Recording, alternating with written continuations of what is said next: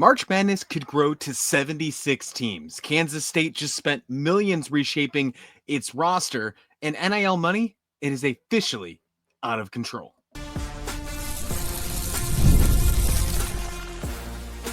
You are Locked On Kansas State, your daily podcast on the Kansas State Wildcats, part of the Locked On Podcast Network, your team every day.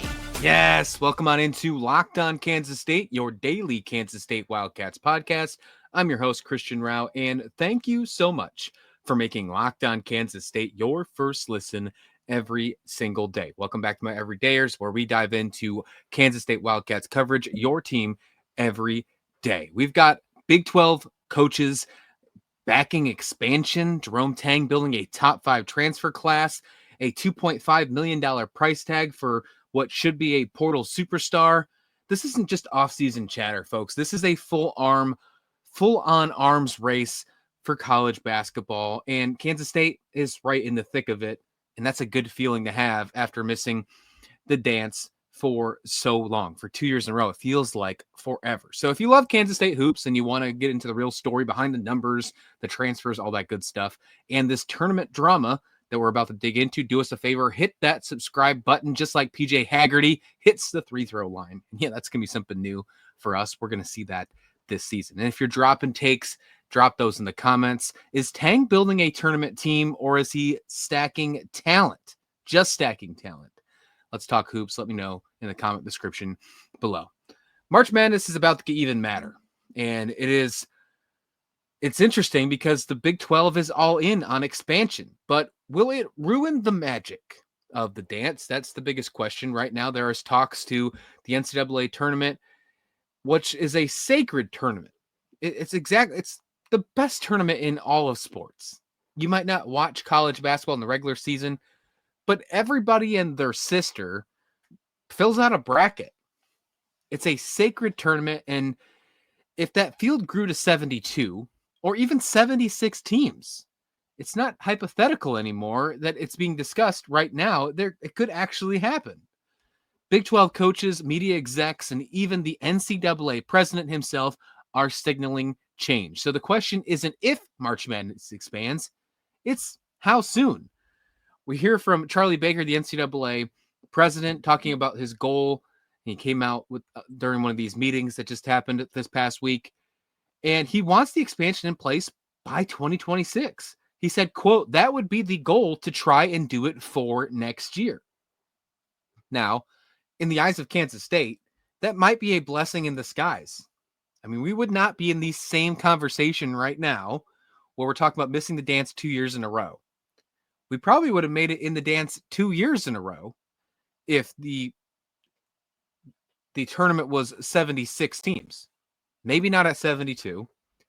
Maybe, probably not, though. West Virginia would have made it in for the sake of the Big 12, because they were easily the team that was left out this last year that should have been in. 72 and 76 are the numbers being floated around, and 76, and of course it is the front runner. What do you think about that? Do you think that's a good idea?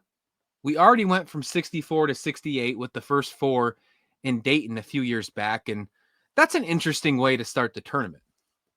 But if you're going to 76 teams, what does that mean?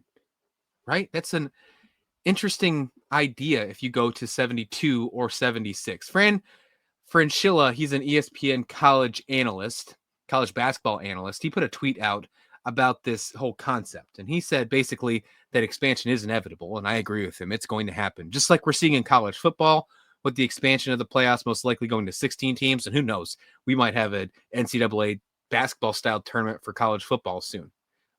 I'm sure media execs would love that, but we're not there yet. We're at 16. Fraschilla said that even though he thinks the expansion is inevitable, he doesn't support it. But he does have a format if they did move to 72 teams, which again is not the front runner, 76 is. And it's an interesting concept, so I wanted to bring it up. His proposed format is 72 teams total. 32 automatic qualifiers are protected. And what he means by that, no play-in games. So if you did have the first 4 in Dayton, or if that expanded because of the expansion of the teams, maybe there's a play-in game before you get to the field of 64, because I think you'd have to figure it out how you're going to do it. It's not a clean 72 for brackets. If you are an automatic qualifier, you do not have to do the play-in games. And I think that's fair, because you already see some of these mid-major conferences, they win their conference and they're like guaranteed a 16 seed. And then you also have to maybe put them in a 16 seed in a play-in game. That's not fair. Let them go to the dance. They won their conference. Just like I went on this tangent the other day talking about the college football playoffs. If you win your conference, that's important. It should be important. It should carry on importance for the postseason. Winning your conference, regardless of the conference it is, should be respected. So I'm all for that. He also said 16 of the final at-large face off in a first 8 play-in. So that's what his idea is instead of having the first 4, he's got 16 of the final at-larges face off in what's called a first 8 play-in. I don't hate that. I don't hate that at all. Instead of having the first 4, have a first 8. So that really doesn't change the format too much. It just gives a couple extra teams the opportunity to play in for the actual 64 tournament. Don't hate that idea. 24 highest seeds at larges go straight into the bracket. So you have your automatic qualifiers, 24 of the highest seeds. And then if you're one of those final 16, which Kansas State would have been in the last 2 seasons, you got to play in the first 8 first. I don't hate that. I don't hate that idea at all. And it sounds like the Big 12 coaches don't mind it either. They are full send. Kansas Jayhawks coach Bill Self at spring meeting said, quote, Big 12 coaches support expansion. Interesting. Context here, 7 Big 12 teams made it in 2025. Should have been 8. As I mentioned with West Virginia, they were the first team out. They should have been in. We can have an entire conversation of why North Carolina should not have been in there, but that is for a different podcast. Locked On. Check out Isaac Shade of Locked On Tar Heels and Locked On Mountaineers with Mountaineer Paul. 3 of the 7 were new members, though. So when you're talking Big 12, 3 of those 7 that made it in, Arizona, BYU, and Houston, were new members of the Big 12. In a loaded Big 12, expansion doesn't just help. And we are talking about expansion on both sides here with football and basketball. But in the eyes of the college basketball tournament, expansion doesn't just help. It might be survival for this conference. Expansion could be a blessing of disguise, and not just for Kansas State, who missed the conference or the tournament 2 years in a row, who 3 years ago was in the Elite 8 of that said tournament. If you find a way to expand this tournament from 68 teams to 76 teams, there's 8 more shots. You're probably looking at near half of those shots potentially being Big 12 teams. They were just on the bubble. There were multiple teams of the Big 12, West Virginia, Kansas State, being some of them. At one point, Utah was there until they fell off. There was a lot of teams. Cincinnati, right? There's a lot of teams that could have been around that bubble. So, of course, the Big 12 is going to be full send on this. And I think they should. Now, in the eyes of the entire aspect of college basketball, college athletics, schools, programs, universities, this is all about media and money. And what does that equal? Momentum. It's all about the M's here when it comes to adding more teams in the tournament. Pete Thamel of ESPN says media partners are already involved with the possibility of expanding this tournament. So again, it sounds inevitable. It's not when, or it's not if it's when. NCAA and broadcasters want more games. Of course they do, especially in the tournament. When fans actually tune in. They're not watching a random game in January unless you're a true diehard fan, unless you're an everydayer like us right here. But for the majority of fans who want to see the underdogs pick their brackets, get involved because they picked the 12 seed to go to the Sweet 16, they're watching. They're looking at the apps. They're doing all these things. The apps have ads on them. These media partners are getting paid. Why wouldn't they want to add more teams to the mix to get more money into that? Fraschilla and others fear that watering down the bracket is an issue, but history does show if more teams comes in there, it's more eyeballs. And at the end of the day, we're dealing with this with the college football playoffs happening right now too. these media deals that are going around, whether you not like them or not, SEC's taking a big front row at this. Big Ten is as well. We'll see if the Big 12 and ACC can hop forward and get more of a better view. But with these media deals, that's what they're looking for. More eyeballs means more dollar bills in those pockets. And that's exactly what they want to do. A 76-team March Madness would kill Cinderella. You're not in the dance anymore. You're waiting outside in line, right? So I think the Cinderella issue would maybe be hurt. So that could impact it. But I will say this, as a Big 12 believer, more Big 12 teams in means more chaos. Because just like this conference in almost every sport, they're good from top to bottom. And that is good for college basketball. This isn't about fairness. Again, it's about TV money. And that train has already left the station. So should the NCAA expand to 72 or 76 teams? Or is this the beginning of the end for the real March Madness, in your opinion? Are you an old head like me that initially wants to push back? Or do you see the light at the end of the tunnel? Do you see this potentially being a good thing? And what do you think about Kansas State? It could be an interesting part of Kansas State as well. Speaking of Kansas State, they just landed another portal star. We talked about PJ Haggerty already. But after last year's offseason title fell flat, should fans believe it in it this time? Let's talk about it next, right here on Locked On Kansas State. But before we do so, today's episode is brought to you by FanDuel. The NBA playoffs are in full swing, and every night delivers highlight-worthy performances, major momentum shifts, and can't-miss moments. Whether it's game-winning shots, a breakout player, there's never been a better time to get in on the action, especially with the NBA Finals right around the corner. FanDuel makes it easy to stay in the game before tip-off and live with player props, performance trends, and same-game parlays. Fans have way more ways than ever to play big, play smart, and win big.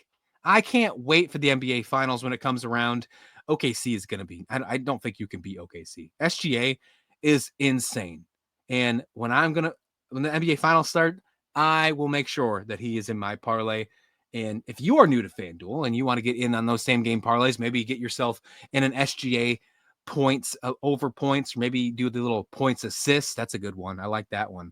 Check it out. And if you're new to FanDuel, it's perfect time to sign up. FanDuel.com places your first $5 bet. You can get a $200 wins in bonus bets. So make every moment count with FanDuel, the official sports betting partner of the NBA.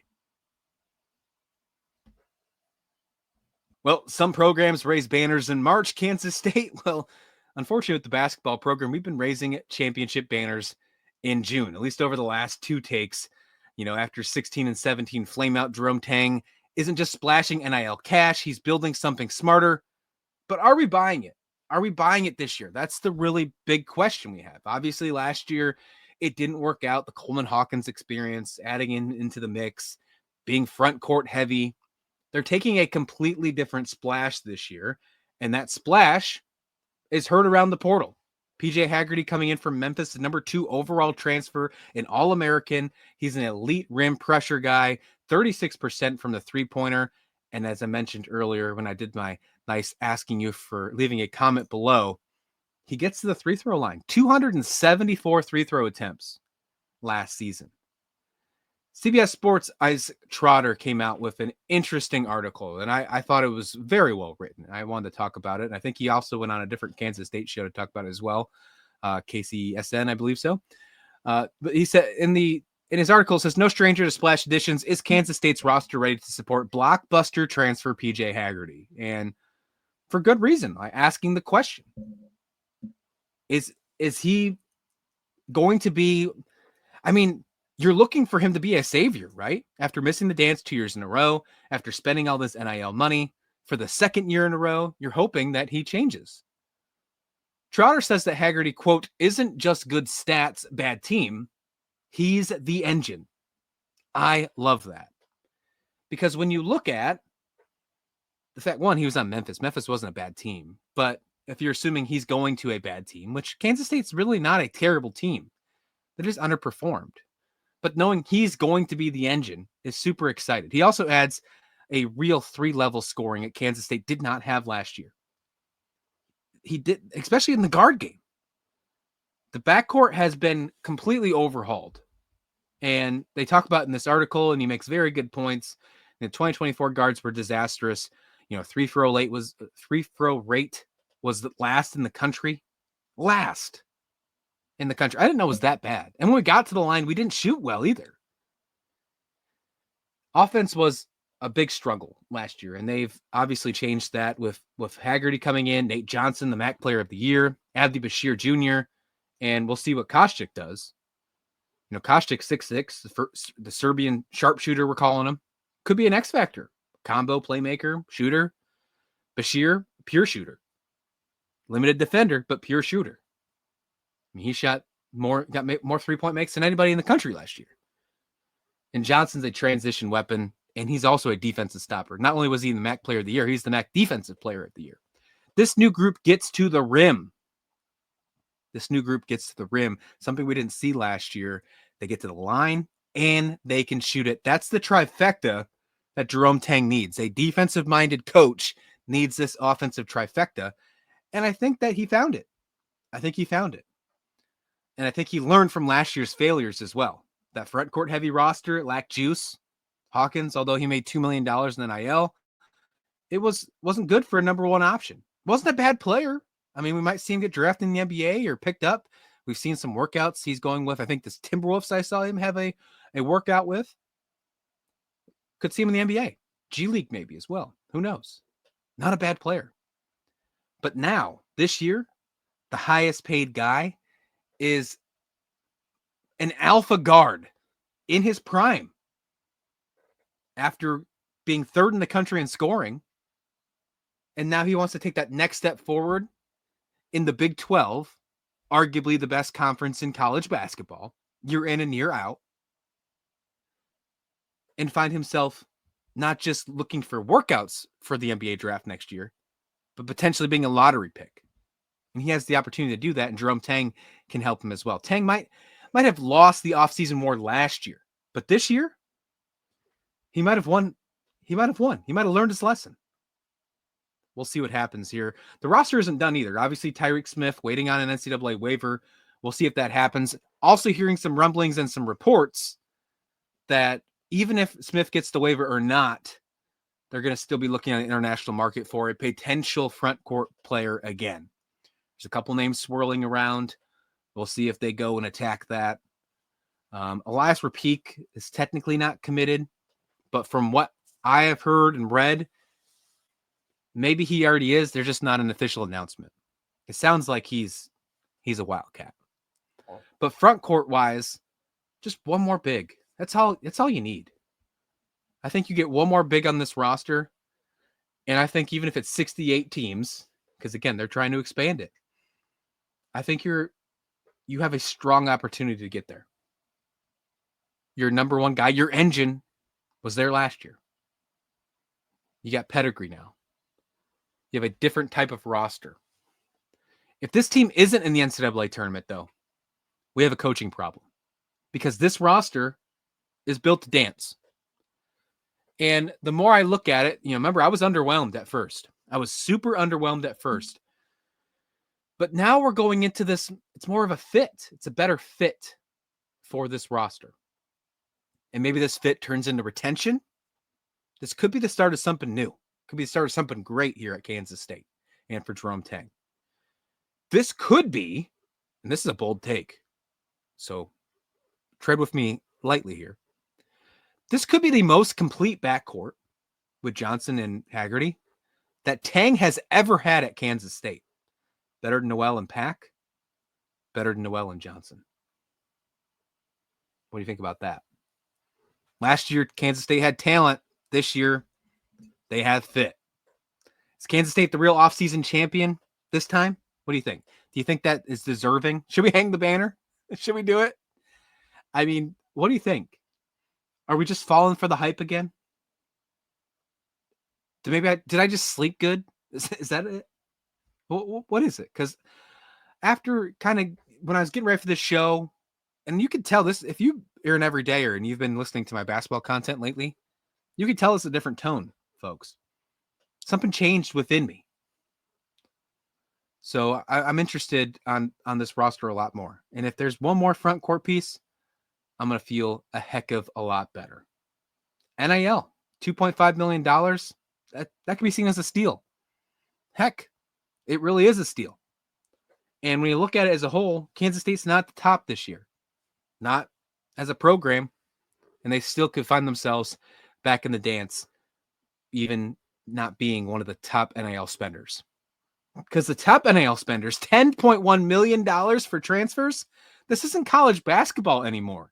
It's free agency with booster budgets. Let's talk about that next to wrap up this show right here on Locked On Kansas State.